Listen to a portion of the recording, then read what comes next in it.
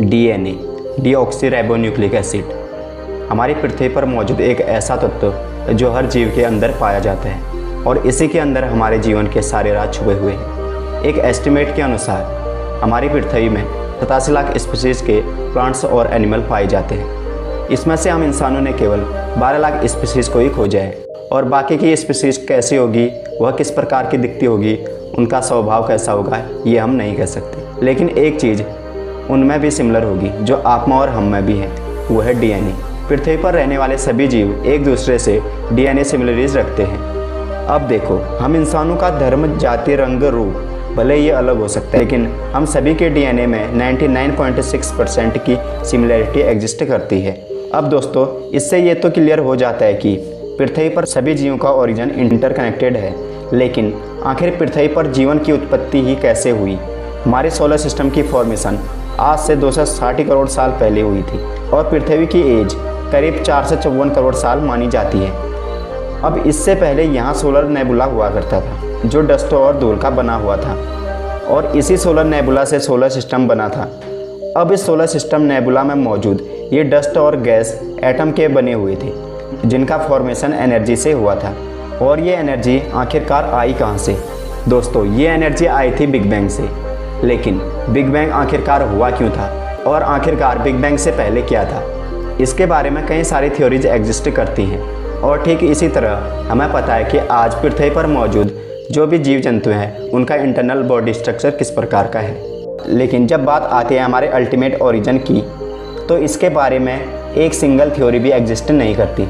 Life की evolution को समझने के लिए डार्विन की थ्योरी ऑफ इवोल्यूशन को वाइडली एक्सपेक्टेंस मिला है, लेकिन लाइफ के ओरिजिन के लिए बहुत सारी थ्योरीज दी जाती हैं और उनमें से एक प्रसिद्ध थ्योरी है प्रोमोडियल सून। अब इस थ्योरी के रूट्स जाते हैं सीधे प्राचीन ग्रीक में, जहाँ के महान फिलोसोफर अरिस्टोटल्स की बुक में, जहाँ हमें स्पॉन्टेनियस जनरेशन का कॉन्सेप्ट मिलता है। दोस्तों, ये एक ऐसा कॉन्सेप्ट था जिसमें ये बताया गया था कि पृथ्वी पर जीवन की उत्पत्ति नॉन लिविंग हुई थी।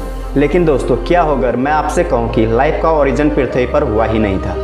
जी हाँ दोस्तों, एक ऐसी थ्योरी भी है जो बताती है कि यूनिवर्स में कई जगहों पर लाइफ मौजूद है और पृथ्वी पर भी जीवन यूनिवर्स के किसी और हिस्से से आया हुआ है। जी हाँ दोस्तों, यहाँ पर हम बात कर रहे हैं पैंसपर्मिया थ्योरी की। ये एक ग्रीक वर्ड है जिसका मतलब है सीड्स एवरीवेयर, यानी कि लाइफ के सीड्स यूनिवर्स में हर तरफ फैले हुए हैं। अब मॉडर्न टाइम में पैंसपर्मिया का जिक्र 1865 में हर्मन ए रिस्टर ने किया था, जिन्होंने इसे कॉस्मोजोइक नाम दिया था। अब दोस्तों, जब से हमारी पृथ्वी बनी है तब से लेकर आज तक हजारों लाखों की संख्या में एस्ट्रॉयड इससे टकरा चुके हैं। अब इन्हीं में से हो सकता है कि कोई एस्ट्रॉयड अपने साथ लाइफ लाया हो, यूनिवर्स के किसी एक प्लेनेट से पत्थर लगा हो और वो पत्थर सीधे हमारी पृथ्वी से टकराया हो और वह अपने साथ ऑर्गेनिक मॉलिक्यूल्स या फिर माइक्रो ऑर्गेनिज्म को लेकर हमारी पृथ्वी से टकराया हो। दोस्तों, यहाँ पर मैं हवा में बातें नहीं फेंक रहा, बल्कि अगर आप एग्जाम्पल के तौर पर देखते हो तो पृथ्वी पर मार्स के कई रॉक्स देखने को मिलते हैं। ये पत्थर मार्स से तब अलग हुए होंगे जब इनसे कोई एस्ट्रॉयड टकराया होगा और स्पेस ट्रेवल करते हुए ये पत्थर सीधे हमारी पृथ्वी पर आ गिरे।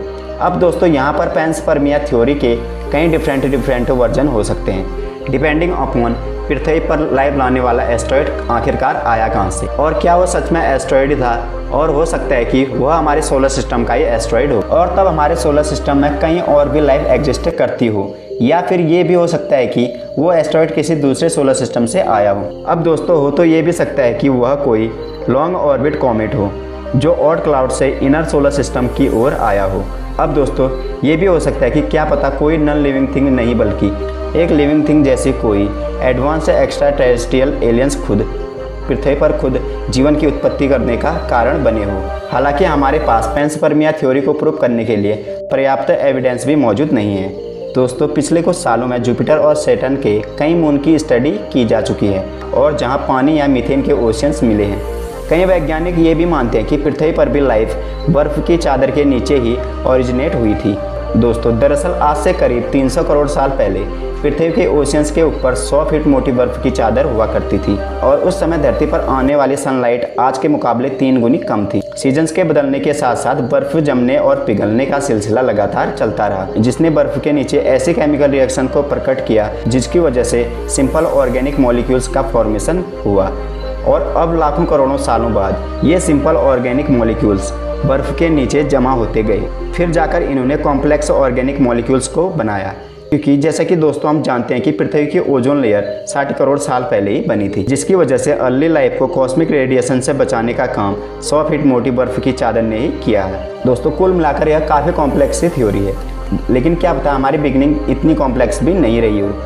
इसे कहते हैं मेटाबॉलिज्म, फर्स्ट हाइपोथेसिस, जहाँ डीएनए और आरएनए जैसी टफ कॉन्सेप्ट की जगह ही नहीं है। देखो वो जो एलिमेंट्स हमारे ग्रह पर मौजूद थे उन्होंने एक दूसरे से रिएक्शन करना जारी रखा और इसी साइकिल के दौरान बायोमोलिक्यूल्स का फॉर्मेशन होता है और फिर ये एक ऑर्डर्ड वे में लाइफ के छोटे छोटे ट्रेड्स जैसे कि सेल्स को बनाते हैं। अब करोड़ों सालों बाद लाइफ कॉम्प्लेक्सिटी की तरफ बढ़ती है और अल्टीमेटली पृथ्वी पर लाइफ फॉर्म्स जन्म लेती हैं। दोस्तों अब हम एक ऐसी थ्योरी के बारे में बात करेंगे जिसमें यूनिवर्स के क्रिएशन को लेकर उसके ओरिजिनेशन की बात की गई है।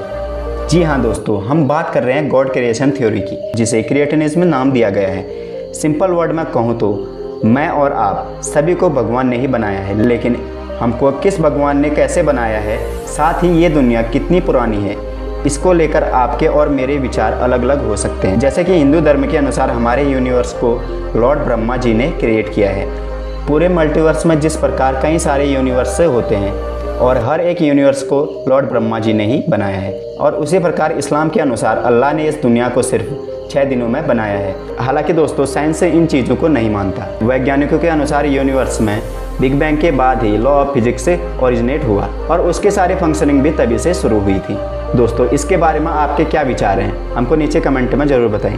और आज की वीडियो में इतना ही। अगर हमारी वीडियो आपके लिए थोड़ी भी हेल्पफुल और इन्फॉर्मेटिव रही तो हमारी वीडियो को लाइक ज़रूर करना और ऐसे इन्फॉर्मेटिव वीडियोज़ को देखने के लिए हमारे चैनल योर अल्टीमेट गाइड को सब्सक्राइब जरूर करना। Thank you for watching this video.